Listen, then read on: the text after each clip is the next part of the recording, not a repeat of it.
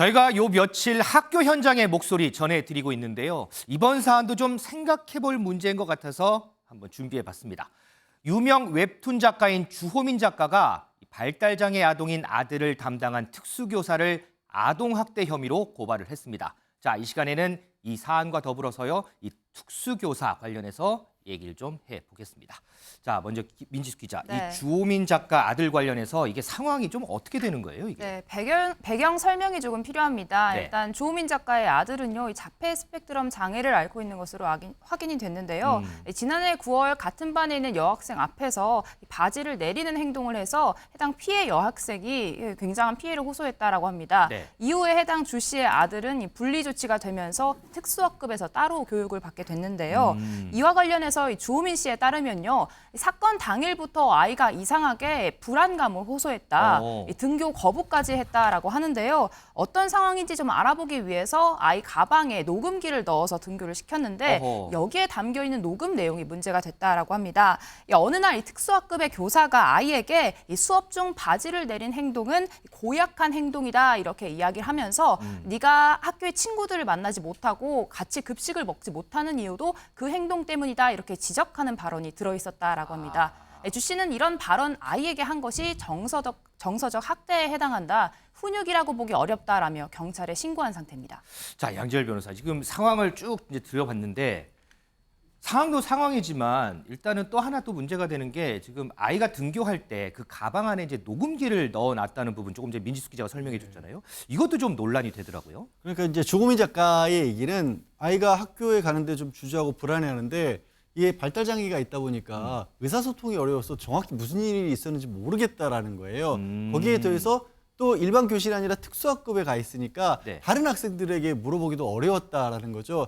그래서 이제 녹음을 했다라는 것이고, 그리고 녹음을 했더니 들어본 내용이 지금 전달하신 것처럼 뭐 고약한 행동이다 이런 얘기가 들어서 본인이 보기에는 이거는 훈육이라고 볼 수 없다라는 그게 판단을 했다라는 건데 지금 이 상황에서 이제 그러면 선생님에게 먼저 물어볼 생각은 못했을까라는 생각을 할 수가 있고요. 네. 두 번째로 많이들 이 부분을 잘 간과하시는 경우들이 있습니다. 요즘에 이제 아동학대를 우려하시는 분들이 많아서 이제 자녀들 가방에 녹음기 넣어 보내는 경우들이 많아요. 어린이집 같은 데도. 아, 많아요? 예, 그런데 이게 대화를 할 수 있는 정도의 아이들이라고 본다라면 이건 좀 뭐 주호민 씨가 지금 좀 따져봐야겠지만 그런 거는 사실 이게 법적으로는 통신비밀법 위반이 될 수가 있습니다. 불법 녹음 뭐 이런 부분인가요? 아. 그렇게 될 여지가 있어서 그게 조금 좀 논란이 될 겁니다.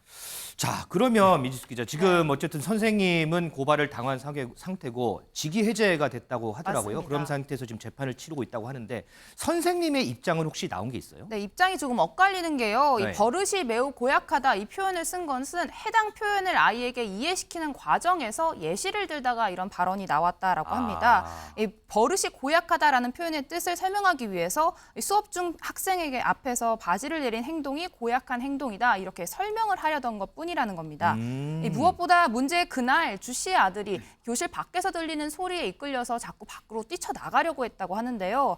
이를 막아서는 과정에서 너 교실에 가지 못한다, 친구들 얼굴도 못 본다, 나가지 말라라고 설명을 하면서 과거의 문제 행동을 언급한 것뿐이라고 합니다. 네. 정서적 학대가 아니라 아이의 행동을 저지하기 위해 다소 단호하게 이야기하는 과정에서 해당 발언이 나왔다라는 건데요. 해당 교사는 순간 격양된 표현을 사용한 건 맞지만 본인도 좀 억울한 측면이 있다 이렇게 설명했습니다.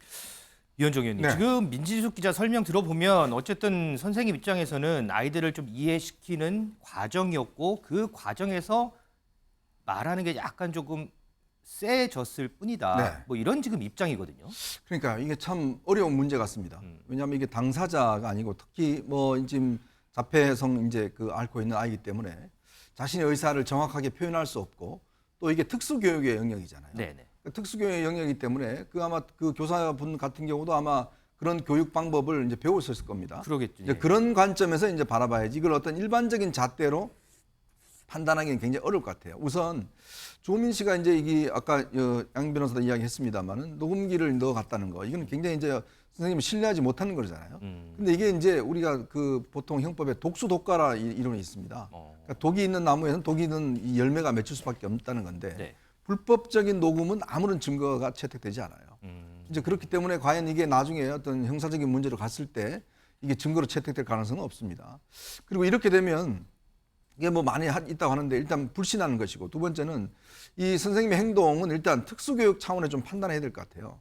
왜냐하면 이 학생의 행동, 예전의 행동에 대해서 다시 한번 경고를 해준 건데, 그거는 일반 학생들 입장에서는 예전에 너 그랬잖아 라고 하면 뭐 그걸 받아들일 수 있는데, 네. 만약에 이게 이제 좀 다른 학생들 같은 경우는 혹시 이게 어떤 정서적 충격 또 어떤 학대 행위 이렇게도 비춰질 수도 있는 거거든요. 때에 따라서는. 그렇죠. 예. 그러니까 그건 조민 씨의 이제 입장이고, 그렇기 때문에 양측의 어떤 입장이 지금 보니까 팽팽히 맞서고, 또 특수교사분들 같은 경우는 또 이 선생님을 옹호하는 또 입장이더라고요.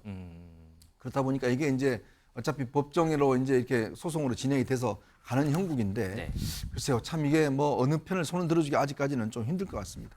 그래서 이제 박성민 전 최고위원 이 사안이 오늘 온라인에서 기사화되고 많이 이제 알려지면서 교권 침해다, 아니다, 아동 학대다 의견들이 많이 분분하더라고요. 근데 이제 그것과는 별개로 또 해당 학교에서는 다른 학부모들이 이 선생님 좀 선처를 해달라 이렇게 또 탄원서도 내고 했더라고요. 그러니까. 그렇죠. 일단 아직까지는 어느 한쪽이 잘했다 잘못했다를 가릴 수 없는 상황인 건 확실한 것 같고요. 조금 신중하게 접근해야 될 부분들이 많은 것 같습니다. 근데 일단 객관적으로 밝혀진 사실관계만 좀 전달을 드리자면, 일단 다른 학부모들이 선처를 요구하는 탄원서를 재판부에 제출한 것이 맞고, 또 하나는 이제 교사 커뮤니티가 있어요. 온라인 커뮤니티에 네. 이 같은 학교에 재직하고 있는 교사가 이 지금 자폐를 앓고 있는 이 아이에 대한 아이의 평소 행동에 대해서 사실상 좀 약간 비판하는 듯한, 또는 그 상황을 설명하는 듯한 내용을 올린 겁니다. 네. 그러니까 이런 거죠. 이제 통합 학급에서 원래는 분리되지 않고 같이 생활을 했었는데 이번에 문제가 되면서 이제 따로 분리 교육을 시키게 된 거잖아요. 네네. 근데 그 전에 통합 학급에 있을 때 이 주호민 씨의 아들이 아이들을 상대로 약간 때리는 행동을 하거나 아니면 너무 심하게 이제 장난을 치다 보니까 아이들 입장에서는 그게 좀 받아들이기 힘들었다. 아이들이 힘들어했다라는 이런 문제가 좀 취지의 있었군요. 이런 취지의 내용으로 이제 상황 설명을 이 동료 교사가 올리게 된 거죠. 그러다 보니까 이게 학부모들 사이에서는 뭐 어떻게 보면 또 갈릴 수가 있는 것이고, 아하. 교사들 입장에서도 이 교사가 부적절한 언행을 했을지라도 그 상황을 본다면 교육 과정상 불가피한 것이었다, 이렇게 보는 시각도 일부 있을 것으로 생각됩니다. 양지열 변호사 이렇게 쭉 이제 설명을 들어봤는데 이 변호사 입장에서는 어떠세요? 물론 쉽게 뭐 이거다 저거다 이거 이렇게 우리가 결론을 내릴 수는 없겠지만. 예. 사실 이제 저는 사회적으로 갈등이 있는 요소들이 이제 법정으로 가는 것에 대해서 기본적으로는 가능한 좀 자제했으면 좋겠다라는 입장입니다. 왜냐하면요, 네. 우리 좀 다르게 얘기하자면 우리 사회생활 하다가도 좀 뭐 감정적으로 격하고 그랬을 때 주변 사람들하고 좀 심한 말이 나올 때도 있잖아요. 네네네. 예를 들어서 그거를 가지고 서로 풀면 거기서 끝나지만 이걸 또 법대로 가져가잖아요.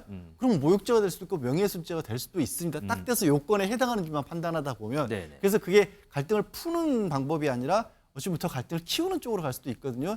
이 사안이 과연 어떻게 결론이 날지는 저도 장담은 못하겠습니다만, 자꾸만 이런 식으로 이제 주호민 씨가 나도 객관적으로 판단을 받고 싶어서 이거를 이렇게 조치를 취했다고 하지만, 그 항상 객관적인 판단을 받는 게 항상 사회적으로 옳은 일일까, 이 부분에 관해서는 조금 더 좀 깊이 생각을 해봤으면 좋겠습니다. 요즘에 이제 선생님이 문제가 이제 사회적 문제로 떠오르면서 뭐 교권 침해 사례도 많이 접수가 되고요. 그러면서 뭐 저희도 계속 전해드렸지만 언론에서도 계속 나오고, 이번 건을 계기로 이 특수교사들의 목소리도 또 나온다고 하더라고요. 그러니까 제가 지금 드렸던 말씀하고 좀 이어지는데, 네. 특수교사분들이 하는 말씀이 그거예요. 지금 특수교사는 지금 주호민 작가의 아들하고는 조금 경우가 또 다릅니다. 이제 명백하게 좀 장애가 좀 심한 아이들 같은 경우인데, 그 학생들 같은 경우는 이 교사들이 신체 접촉이 있을 수밖에 없고요. 또 요즘 아이들 뭐 초등학교 5, 6학년만 돼도 굉장히 크죠. 네네. 근데 감정적으로 격분해서 손발을 휘두르거나 뭐 선생님들에게 때리거나 이럴 경우에는 이게 그냥 당할 수밖에 없는 경우예요. 그래서 조금만 힘을 쓰더라도 지금 우리 법대로 쓰면 폭행이라고 하는 건 신체에 대한 유형력 행사가 그냥 폭행이거든요. 멱살만 잡아도, 손만 꽉 잡아도 법대로 하면 폭행이에요. 그러다 보니까 이 선생님들이 아니 이거를 이 진짜 해야 될 방법대로 하다 보면 걸핏하면 아동학대에 걸릴 수가 있다. 그러니까 어찌할 방법이 없다라는 거예요. 게다가 이제 선생님들, 특수학교 선생님들을 힘들게 하는 게 부모님들이 그런 일이 있어도, 네. 그러니까 선생님이 아이들에게 상처를 입거나 맞거나 이런 일이 있어도 아이고 특수학교 교사면 무조건 참아야 되는 거 아니야? 이런 식의 시각을 가지고 있기 때문에 그러니까 매뉴얼이 있어도 매뉴얼대로 해도 우리는 아동학대범들 그런 처지에 놓여 있다. 이런 호소들을 하고 계세요.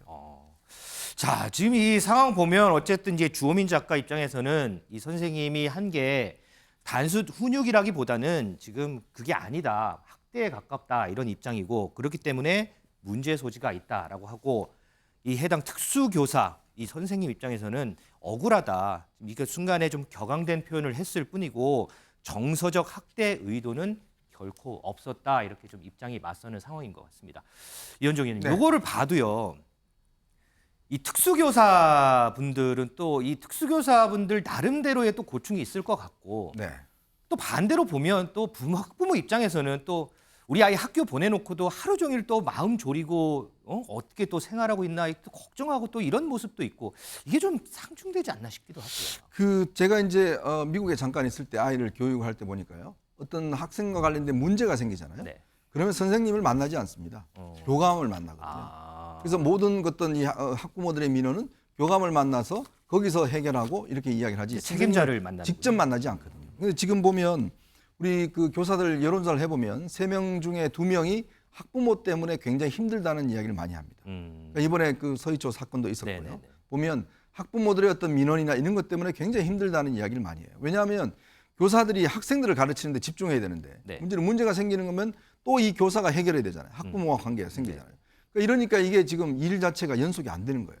그렇기 때문에 이제 이번에도 여러 가지 대책이 나옵니다만 이번 경우도 마찬가지지만 만약에 이런 문제가 생겼으면 그러면 학교에 학부모 상담하는 전담 교사가 있다 그러면 양쪽의 어떤 이야기를 들어보고 이 부모와 접촉할 수도 있는 것이고 문제를 해결할 가능성이 있는데 그렇다 보니까 바로 법정으로 가버립니다.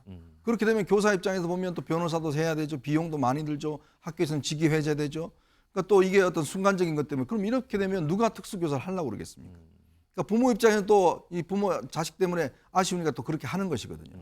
그래서 저는 이게 이제 장기적으로 보면 그러니까 이런 어떤 학부모와 선생님이 직접 부딪히는 일은 없게 해야 된다. 그러는 게 오히려 어떤 해결점이 있는 것이고 네. 그러면 그런 어떤 상담 교사들을 별도로 만들어서 학부모들의 어떤 민원이나 이런 것들을 해결할 수 있는 그래야지만이 좀 저는 완충지대가 좀 생길 것 같아요. 완충지대. 이번 같은 경우도 보면 그런 완충지대가 없다 보니까 바로 그냥 법정으로 가고 녹음하고 이런 경우가 생기지 않습니다. 아. 자, 일단 이 주호민 작가 이 사안은요. 지금 재판이 진행 중인 상황이기 때문에 뭐 섣불리 뭐 어떻다 저떻다 저희가 이제 판단할 수는 없겠지만 앞으로 이 흘러가는 재판 상황을 좀 더 보고 후에 다시 한번 전해드리도록 하겠습니다.